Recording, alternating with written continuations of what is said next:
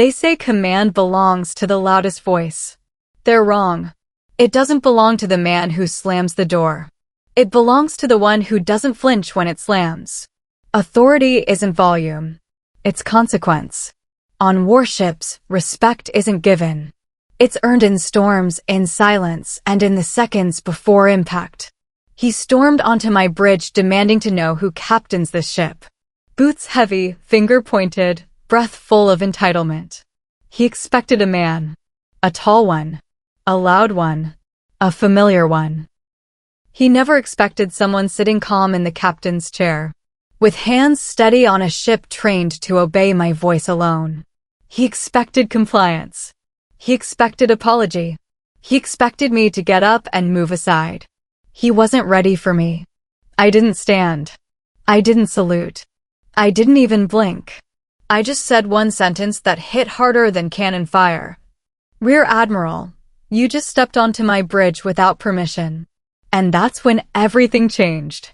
I didn't raise my voice when I corrected him. Men like him don't understand volume. They understand history. Because my presence in that chair wasn't an accident. It was a violation of a prophecy they wrote about me years ago. One stamped in red ink across a folder they thought I'd never see again. They used to have a nickname for me. Not one they'd say to my face.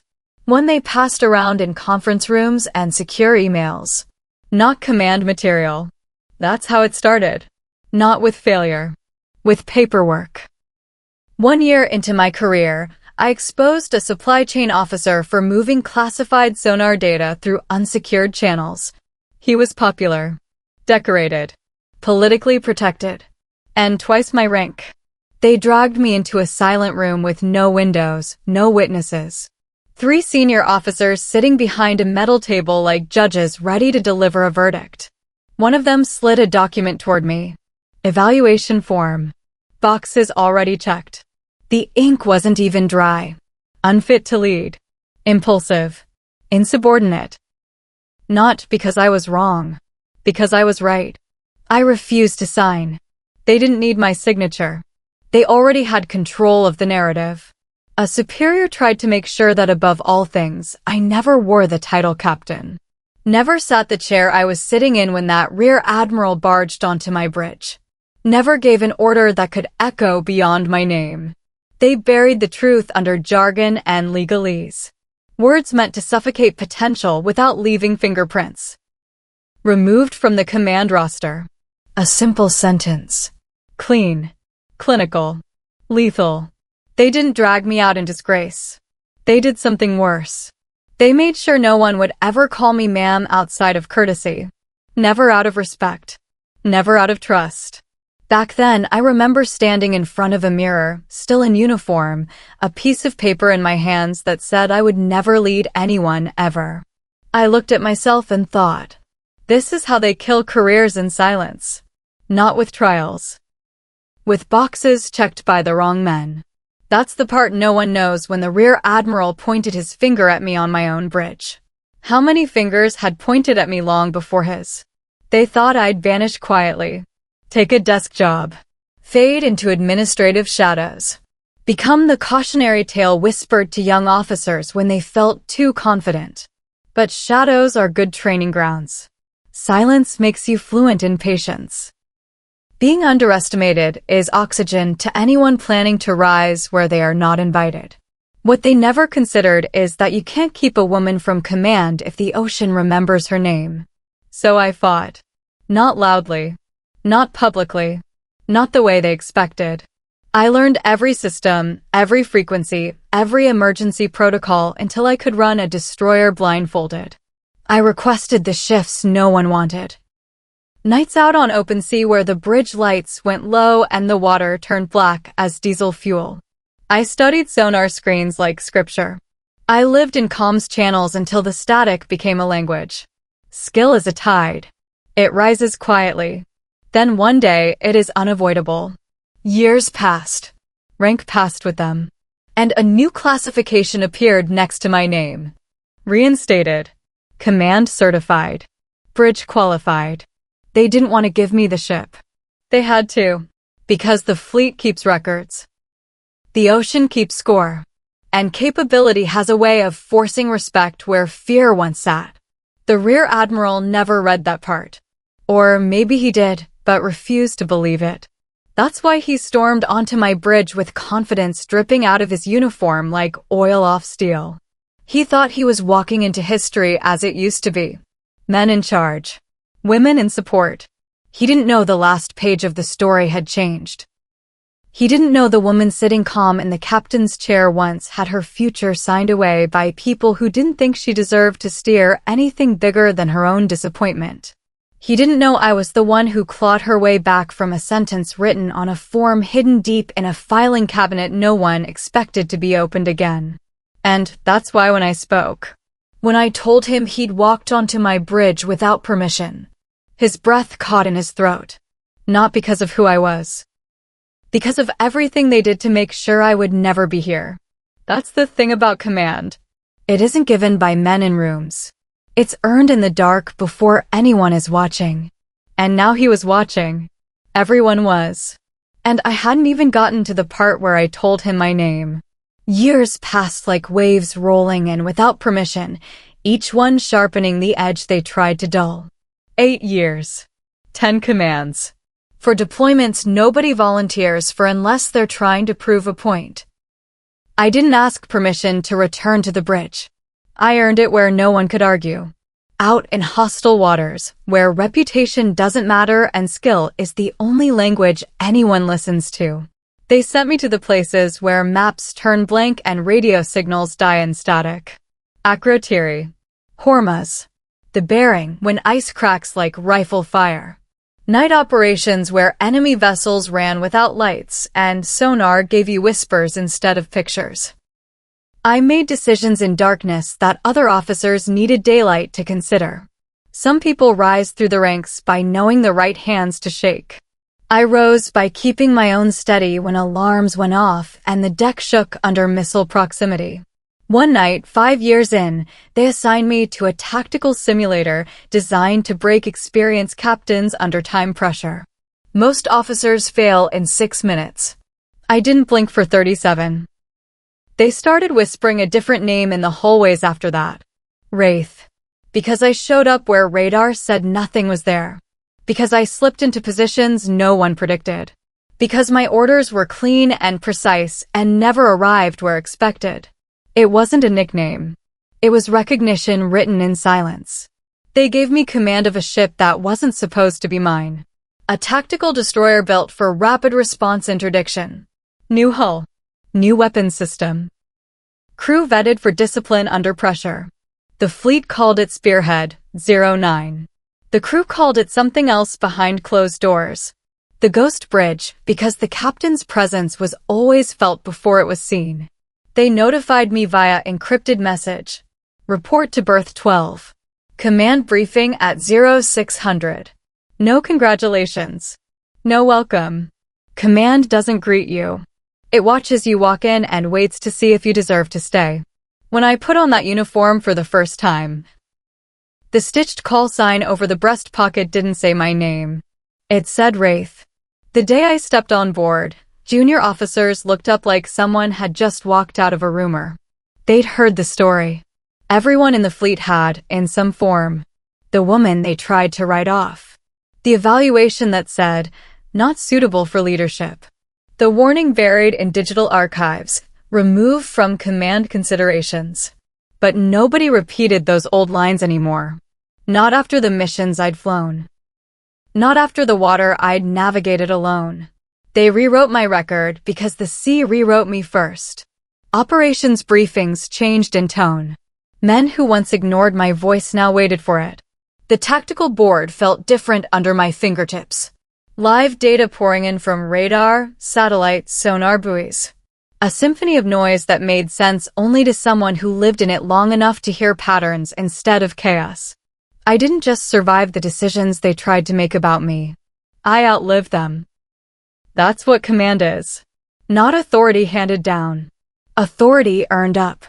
They wrote me off as an officer. I remember thinking the first time I took the captain's chair on Spearhead 09. The ocean rewrote me as a captain. Ranks changed. Rooms changed. Voices changed. My silence didn't. I learned that commanding a warship isn't shouting orders over comms. It's breathing steady when everyone else forgets how. By year 8, every tactical certification available in the fleet sat stamped next to my name. Navigation. Anti-submarine warfare. Electronic countermeasures. High-risk boarding authorization. Highest certified tactical operations navigator in active deployment. Unquestioned authority in coastal threat scenarios. The kind of person they send when a situation has already gone wrong and needs someone who won't make it worse. And that's why when the Rear Admiral marched onto my bridge without clearance, boots loud, voice louder. He had no idea what he was staring at. To him, I was just the woman they tried to remove on paper. The file someone once redacted out of command potential. The cautionary line item stamped with a warning. He didn't know the file had been replaced. He didn't know the warning had become a reputation. He didn't know that everyone standing around him had already served under me in conditions he had never tasted. He didn't know that call sign. Wraith. Wasn't a name. It was a resume. The kind earned in storms stronger than ambition and quieter than fear. He couldn't see the 8 years behind the silence I used when I told him he was on my bridge without permission. He couldn't hear the nights on open sea where maps didn't matter and decisions had to be made with seconds of oxygen in the lungs. He couldn't feel the weight of orders I'd given without hesitation, because hesitation is how ships die. He didn't understand that command isn't decided by gender, or tone, or past evaluations. Command is decided by who knows what to do when alarms turn red and the ocean becomes a threat. And I knew. Because the ocean had rewritten me in the one place no paperwork could touch. The chair I was sitting in when he demanded to know who captains this ship. The ship answered before I did. Every screen, every sonar ping, every member of my crew already knew the truth he was about to learn. This bridge didn't belong to volume. It belonged to consequence. And the consequence was me. The bridge doors didn't open, they detonated. Steel on steel, no clearance call, no knock, just force. The kind of entrance made by a man used to walking into rooms expecting gravity to bow. Boots hit the deck hard, polished leather cutting across the sound of radar hum, voices cutting mid-sentence in the comms pit. Every officer on watch froze so fast you could hear breath stop in their throats. He had the uniform, the ribbons, the entitlement. Rear Admiral. High enough rank to think the ocean itself was subordinate to his presence. He kept walking, not observing, not acknowledging, just moving like a storm with shoes. There's a rule every sailor knows. No one marches onto the bridge unannounced. Not even admirals. Not even God. He didn't care. He scanned faces without seeing them, looking for something that matched his expectations, someone tall, someone broad-shouldered, someone male. His mouth was already open before his mind caught up. Who's in command of this vessel? Not permission to enter. Not captain on deck. Not even rank structure. Just demand. Just assumption. Just power thrown like a spear. Nobody answered. They didn't have to, because everyone already knew I would. But he wasn't looking at me. That's the part that always hits first. Invisibility weaponized by certainty. His eyes slid past the chair I sat in, lingering instead on the XO tall, male, uniform crisp. The Admiral's finger stabbed through the air in his direction. You, he barked, as if confirming his own prediction. Are you the officer in charge? XO didn't move. He didn't blink. He didn't look at me because he didn't need to. He just said, calm as sonar under pressure. No, sir. The Admiral's eyebrow twitched, irritation like a fault line forming through his posture. Then where's the commanding officer? His voice didn't ask. It judged. He still hadn't looked at me. He turned toward tactical, toward navigation, toward the comm station. Checking every male face like it was a checklist he wanted to finish fast. He pointed again, this time at the helm, a junior officer just 2 months out of academy, hands steady on the wheel. You, the Admiral snapped, get your captain out here. No one moved. Silence coated the bridge, thick as oil. He didn't understand why. Because command isn't loud on a warship. Command is felt. He exhaled sharply, agitation tightening in his throat. His boots shifted, weight rocking forward like a man about to walk farther into a mistake. That's when he pointed at me. Not to me. At me. Finger sharp, shoulders squared, voice cutting through the deck like a hostile transmission. You, he said, dismissive, clipped, not a question but an accusation. Are you the one who captained the ship? He didn't ask rank. He didn't ask protocol. He didn't look at badges, insignia, or authority. He pointed at me like a problem. Like something he didn't expect to find in a command chair.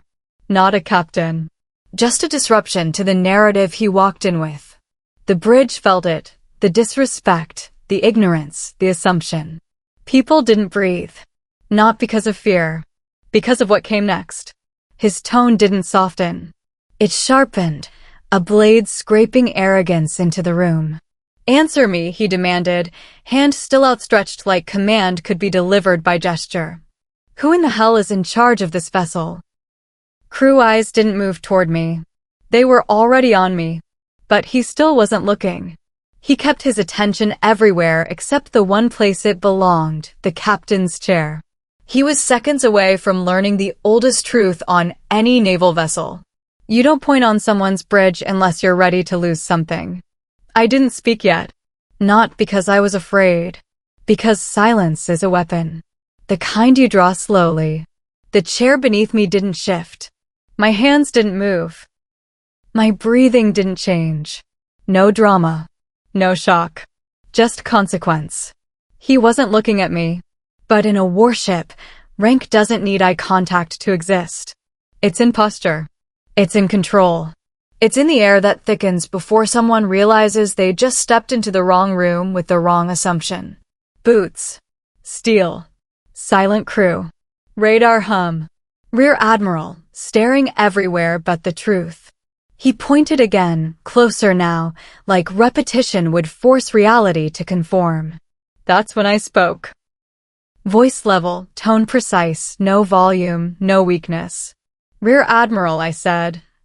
You just entered my bridge without authorization. He froze. Not because of what I said. Because of how I said it. Calm. Controlled. Command. Not a protest. A statement. Not explanation. Jurisdiction. The bridge shifted, not physically, but atmospherically. A subtle change in gravity. The moment before a storm breaks open across a calm sea. He finally looked at me. Really looked. And for the first time since his boots hit my deck, he realized he'd been asking the wrong question. He wanted to know who was in command of this vessel. Now he was staring at the answer. And he didn't like the shape of it. Not one bit. Radar screens kept their rhythm, a steady pulse of light across green glass. Sonar sent intermittent pings through the water, low and measured, each one echoing like a heartbeat under metal. The sound didn't stop when I spoke. Everything else did. A warship isn't loud until it needs to be. Silence means focus. Silence means threat. Every officer on the bridge shifted attention without moving a muscle. Eyes turned, not heads. Posture straightened on instinct. Fingers hovering above controls stilled midair. In the seconds after I said my line. Rear Admiral, you just entered my bridge without authorization. The entire space changed texture. Not panic. Recognition. The kind that travels through the air like current. The Admiral's breath hitched only once, but it was enough. Enough for every sensor operator, every helmsman, every tactical specialist in the room to sense a shift in operational hierarchy. Slow motion isn't something you see. It's something you feel. The rotating sweep of radar slowed in my perception. A bright green beam sliding across data grids like the second hand of a clock that suddenly mattered. Audio faded to a single thread of sound. The steady ping of sonar marking distance and depth. Outside the reinforced windows, gray waves lifted and fell without urgency, unaware of the change happening under fluorescent lights and steel ceilings. Whispers didn't start at once. They started like static, small, almost invisible, bleeding into corners of the deck. He doesn't know who she is. Soft, barely audible, an observation disguised as breath. Another voice, from tactical, low. Someone should tell him. Not a suggestion. A warning. The young comms officer near starboard screens leaned slightly toward her console, eyes wide, voice thin. He really doesn't know. No one said my rank yet. They didn't need to. Rank isn't spoken on a bridge, it's understood. The Admiral saw none of this. He only saw what he expected to see. Authority wrapped in masculinity, not sitting neatly in the captain's chair directly in front of him. He still stood, feet planted, hands clenched, breath tight. But his confidence had fractures now. Small cracks in steel forged from years of assumption. He didn't turn his head to track the sound of whispers. But he heard them. Everyone did. Electronic static from naval comm frequencies crackled in the background, indistinct messages from somewhere off our bow.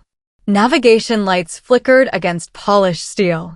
Pressure gauges clicked, counting down to nothing. One officer, operations chief, cleared his throat gently.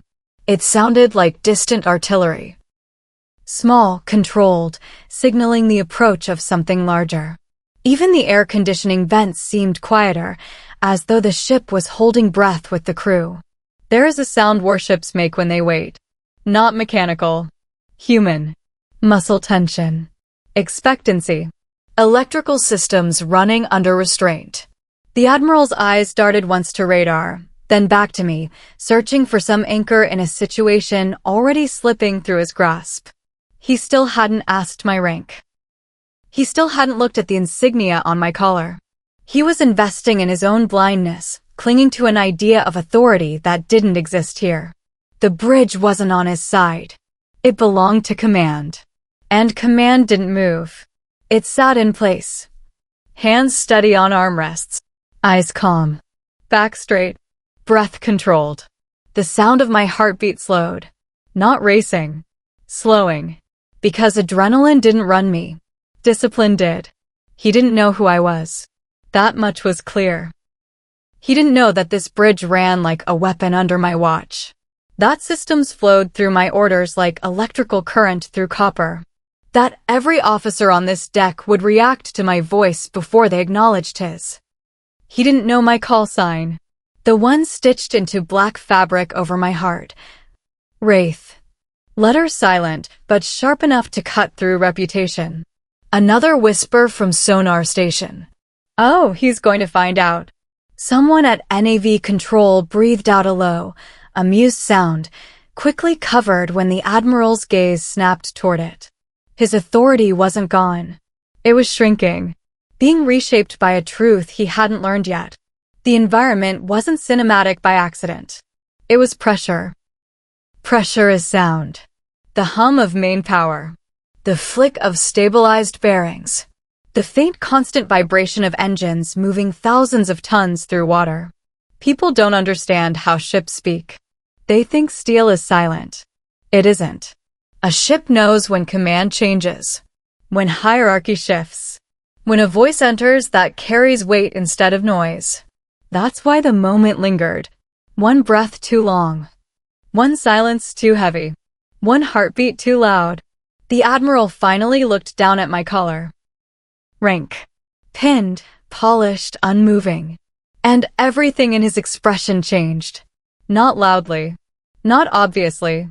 Just the smallest hitch in the muscle below his eye. The tightening of his jaw. The recognition, too late, settling deep. Someone behind him exhaled in relief, because tension had hit maximum pressure. And we hadn't even reached confrontation yet. All of this contained in a room where radar kept sweeping, sonar kept pinging, and the ocean outside waited without judgment. The whispers faded. There was nothing left to say except the truth he was seconds away from hearing. He didn't know who she was. But he was about to. He looked again, this time with urgency, searching the room for a reality that matched the authority in his voice. Nothing did. He settled his gaze back on me, but still couldn't speak my title. Listen, young lady. Dismissal, sharp, automatic, the first weapon men use when they don't understand the ground they're standing on. He tried to soften it with a condescending half-smile, the kind meant to reset the hierarchy without outright aggression. It didn't reach his eyes. Don't play games, he continued, voice clipped. I'm looking for the officer in charge. The words dropped like an order, not a request.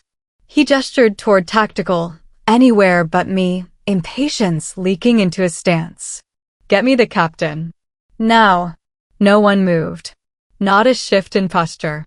Not a flick of a control panel. Not even a breath volunteered to respond. He didn't see the silence closing around him like water. He thought stillness meant obedience. I didn't answer. Not yet. I stared ahead, eyes fixed on the horizon line outside reinforced glass. Gray water breaking against steel, waves indifferent to rank. He mistook my silence for hesitation. He mistook calm for compliance.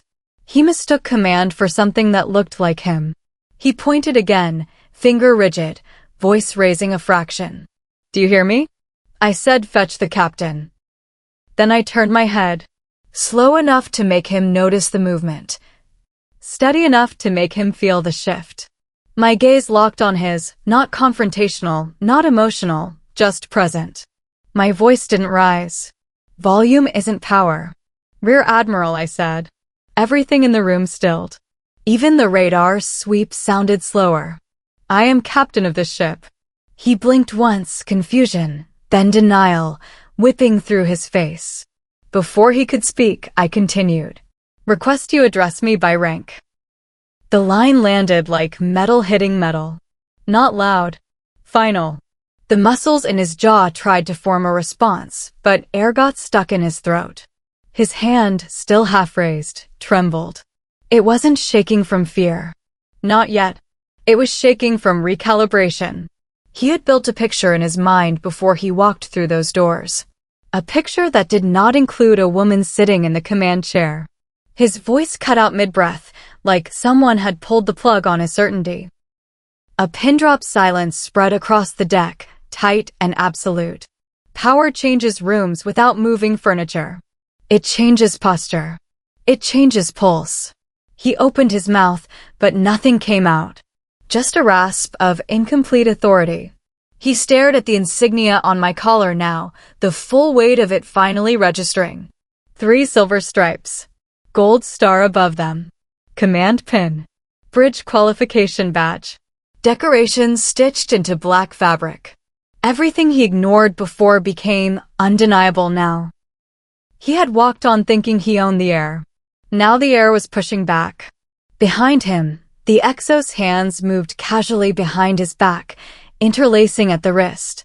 A silent gesture that told every trained sailor on the bridge the same thing. Command is settled. He swallowed hard, the sound audible in the stillness. His finger lowered, slow, like someone lowering a weapon when they realize it's pointed at the wrong target. He tried again, words unsteady. You're the captain, I finished for him. Not with anger. With precision. He exhaled, long, shaky, and involuntary. The kind of breath a man takes when the narrative he walked in with has been dismantled in a sentence. Silence wasn't passive. Silence was authority. The bridge watched without expression. Not support. Not outrage. Just protocol. On ships like this, respect is not applause. It is stillness. He wanted to recover. To claw back position, tone, rank. So he reached for the last armor an insecure officer has left. Regulation recited like threat. He straightened his shoulders, forced breath through clenched teeth, and managed. That's quite a tone for someone speaking to a rear admiral. I didn't flinch. Tone wasn't the battleground. Truth was. I let 1 second stretch, just enough for him to understand he couldn't rewrite what I'd already established. Tone, I replied, calm as sonar in deep water, follows rank. And right now, with respect, sir, you are on my bridge. His face went stone still. No anger yet. Just recognition. The first crack in arrogance. It wasn't the shock that he was wrong. It was the shock that he didn't see it coming. The crew didn't react. They didn't need to. Their captain had spoken. Authority had been declared. And the Rear Admiral, for the first time since stepping onto steel, finally understood he had mistaken silence for invitation. He had addressed a myth. A stereotype. A ghost of a file buried 10 years ago. But now he had a name. Captain. My rank. My right. My bridge. He had demanded to meet the officer in charge. And he already had. The Rear Admiral's mouth stayed open, no sound, just the shape of words that couldn't find a route through disbelief. He wasn't going to recover himself. Protocol stepped in. The XO moved first.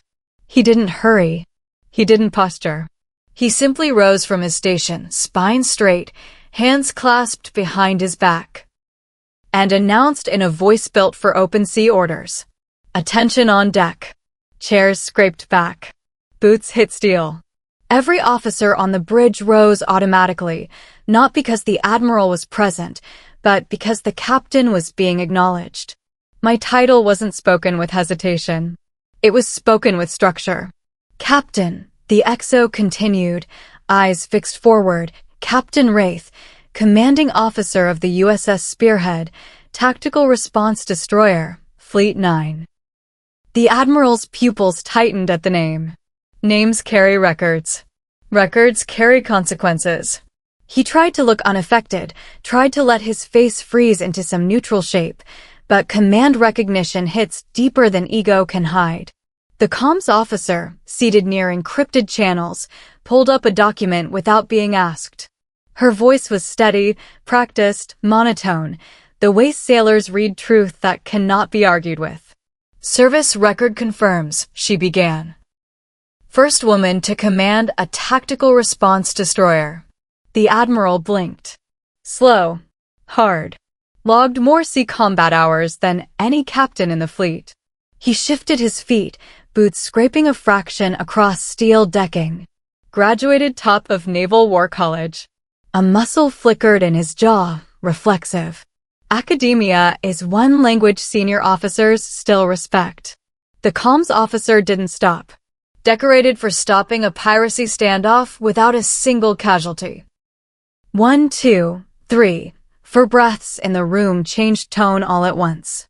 Because that operation wasn't rumor, it was legend. No one dramatized it. No one added color. Just facts. Facts are louder than disbelief.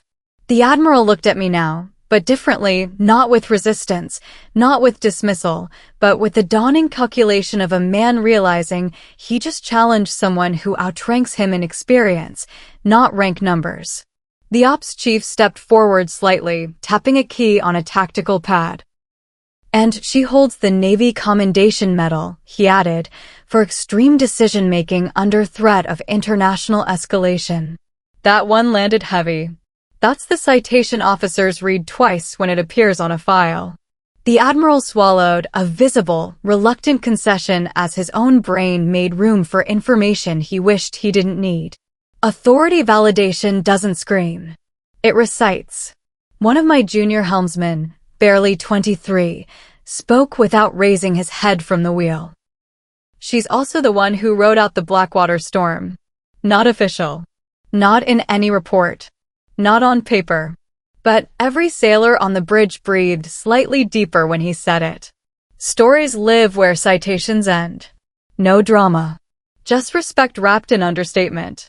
The Admiral finally shifted his hand, lowering it entirely now, palm closing instead of pointing, fingers curling inward like a man pulling back from a flame he thought was cold.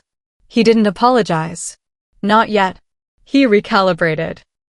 Captain, he started, voice forced into formal structure. I wasn't made aware. The XO cut in, very softly, very deliberately. With respect, sir, her record is available on Navy network systems. Translation. You could have known. You didn't look. The communications officer nodded once, confirming. Nothing classified, sir. All citations public. That moment wasn't humiliation. Not the cinematic insult kind. It was something heavier. It was mathematics. The Admiral had walked in thinking experience was on his side. Now he stood in the presence of someone with more logged time in combat, more mission command hours, more tactical responses executed under threat.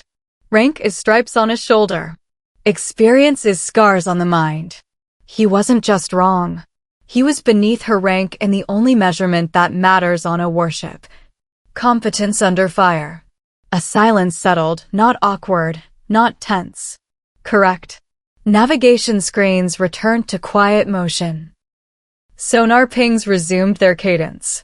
But the air had changed. Everyone on that bridge knew the truth had been spoken into the room by voices other than mine. I hadn't raised my tone. I hadn't asked for validation. The ship delivered it for me. And the Rear Admiral, for the first time since stepping aboard, looked smaller than his uniform. He straightened anyway, tapping instinct into posture, trying to recover dignity. Very well, he said, voice measured, constrained now, Captain Wraith, I wasn't aware of your full operational record. I didn't nod. Acknowledgement is permission. I simply replied. Now you are. He inhaled, sharp and shallow, eyes dropping to the deck before lifting again. No more pointing. No more assumptions. No more young lady nonsense. Just the beginning of something different. Respect. Forced maybe, but real enough to change the room. The Admiral came to my bridge expecting control. Now he stood inside a truth that outranked him. And we hadn't even reached consequences yet. His eyes traveled to my collar, to the stitching above my heart, to the command pin and the campaign ribbons positioned in precise, unforgiving rows. They weren't decoration. They were statements. His shoulders lowered first. Not dramatically. Incrementally. As if some unseen weight had been placed quietly across his spine. His chin dipped a fraction, enough to suggest he was finally seeing me instead of looking through me. Throat tightening, he swallowed, slow, visible, involuntary. The sound was small, but in a room tuned to watch command, it was loud.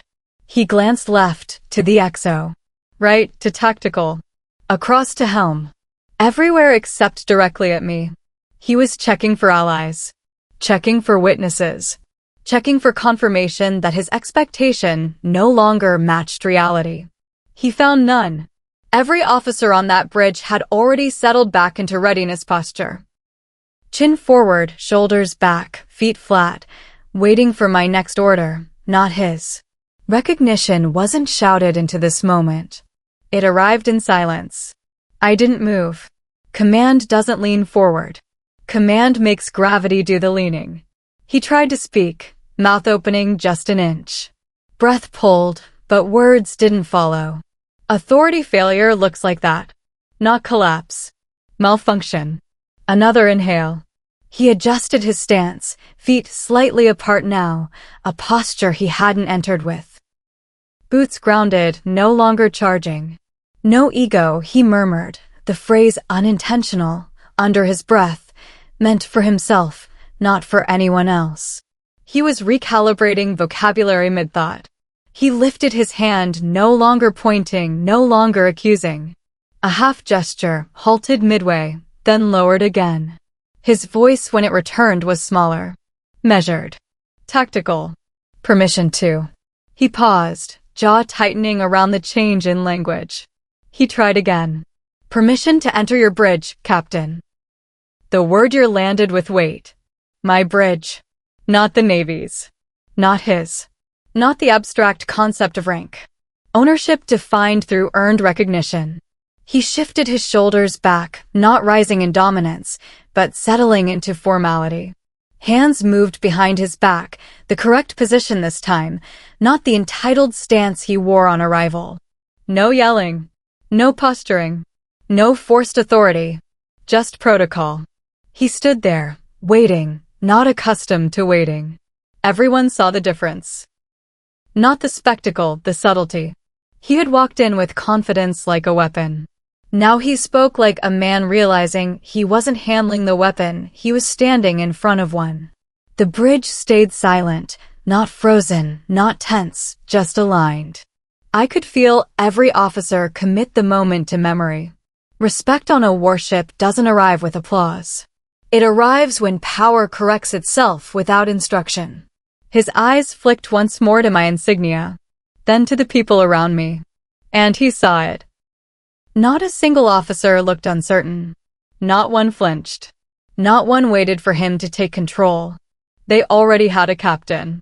He realized then that rank on paper means little when every person in the room would respond to someone else first. He exhaled, long and quiet, the kind of sound men make when they accept reality instead of trying to overpower it. "Captain," he said again, this time without resistance. I meant no disrespect. It wasn't an apology. Not yet. It was recognition. Recognition changes posture. Recognition changes language. Recognition changes intent. And that transformation, invisible and internal, is more brutal than any shouted reprimand. It's the moment a man learns the truth he tried to outrank. Experience doesn't salute assumptions. He had entered this bridge like a storm. Now he stood still, waiting for clearance from someone he had tried to talk over. No noise. No ego. Just a simple, undeniable admission. The command here wasn't his. It was mine. I leaned forward in the captain's chair, not in aggression, but in possession.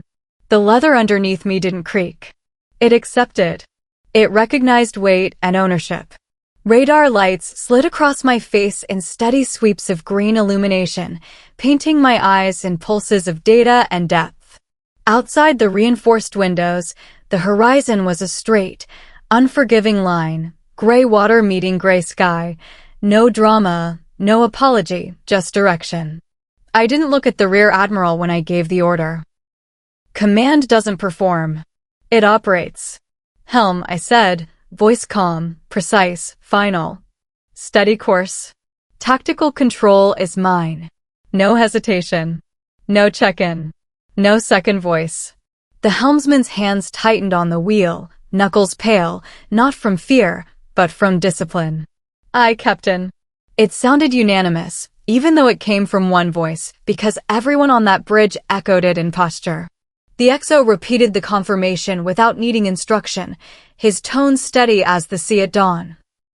Course locked. Tactical officer tapped a key, systems purring into readiness. Combat grid aligned, Captain. Communications closed channels that had been open just moments before. Secure frequency. Bridge is green. Everything flowed back into motion, the rhythm clean, precise, uninterrupted by what had just happened. The Rear Admiral stood still, watching not me, watching the ship respond to me. That's the difference. Leadership isn't proven through confrontation. It's proven through execution. He saw it in real time. The destroyer didn't wait for consensus. It listened to one voice. Mine. Data scrolled across main screens, light flickering in coordinated patterns, sonar sweeps, navigational overlays, projected approach vectors, and every single one aligned under a simple truth. I was driving the ocean. A ship is steel, electronics, engines, manpower. But in capable hands, it becomes a direction. I gave no speech. No victory announcement. No reminder of what happened. I just gave the next order. Tactical, confirm threat perimeter within 8 nautical miles. Aye, Captain. Navigation, mark drift patterns off starboard and adjust 1.0 east. Aye, Captain. Comms, maintain silent protocol on all outbound transmissions. Aye, Captain. Each acknowledgement hit like a drumbeat. Regular. Absolute. Unquestioned. The Rear Admiral wasn't looking for authority now. He was witnessing it. He watched my eyes, not my uniform. Because that's where command is actually visible. Quiet calculation. Controlled movement. No wasted breath. I didn't need to look strong. I needed to look certain. That's how warships follow. A low thrum of engines vibrated through the deck, the sound steady and grounded like a heartbeat returning to its normal pace. I shifted my posture, elbows resting lightly on armrests, fingers steepled, gaze fixed on a single point beyond the glass. Not rising from the chair, settling deeper into it. The Admiral finally understood something he never learned in meetings or conferences or command briefings. The bridge didn't become hers when she sat there. It became hers when they listened. The destroyer cut smoothly through open water, slicing the ocean like a blade through fabric. Not rushed. Not fleeing. Just moving forward because forward was default when I spoke. The Admiral's breathing slowed, shoulders lowering another inch as he absorbed reality without anyone forcing it on him.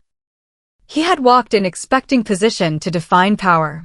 Now he saw power defined by position taken. Symbolism is never allowed on a ship.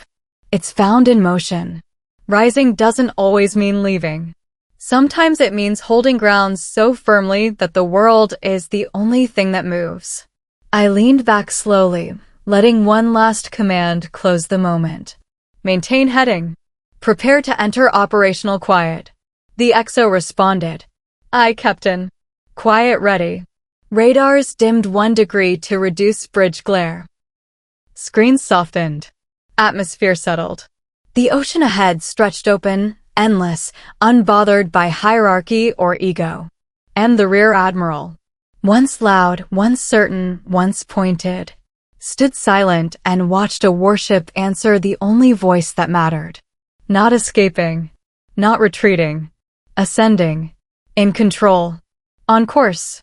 Unchallenged. The bridge door remained open behind him. He hadn't taken a single step toward it yet. He stayed and watched his command, real command, drove the ocean forward. There was no throne here. Just a chair, a voice, a ship, and all three were mine. He walked onto my bridge expecting obedience. He left understanding command. He came in thinking volume-controlled rooms.